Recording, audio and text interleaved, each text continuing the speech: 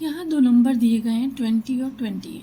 20 के फैक्टर्स क्या क्या हैं? 1, 2, 4, 5, 10, 20।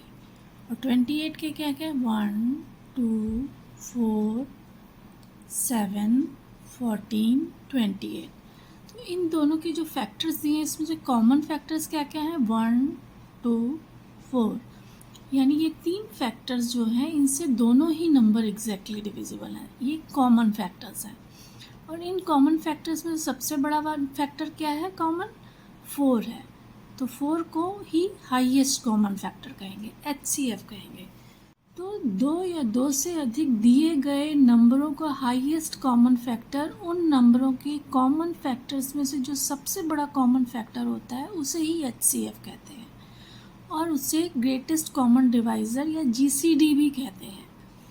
या ये कह सकते हैं HCF या GCD वो बड़े से बड़ा नंबर है जिससे दिए गए सारे नंबर एग्जैक्टली डिविजिबल हो।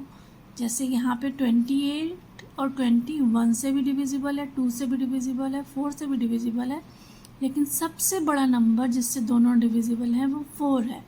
तो 4 इन दोनों का HCF या GCD है। दो या दो से अधिक दिए गए नंबरों का HCF दो मेथड से निकाला जाता है, prime factorisation method, continued division method. पहले हम प्राइम फैक्टराइजेशन मेथड देखते हैं। मान लिया हमें तीन नंबर दिए हैं 18, 54, 81। तो पहले 18 का प्राइम फैक्टराइजेशन करेंगे।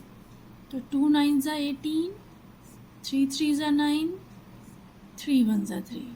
तो 18 के प्राइम फैक्टराइजेशन क्या हुआ? 2 इंटू 3 इंटू 3। और 54 का करते हैं। 2 2 ज़ा 4, 2 7 ज़ा 14, 3 9 ज़ा 27, 3 3 ज़ा 9, 3 1 ज़ा 3। तो 54 का प्राइम फैक्टराइजेशन क्या हुआ? 2 इंटू 3 इंटू 3 इंटू 3। हम 81 का करते हैं।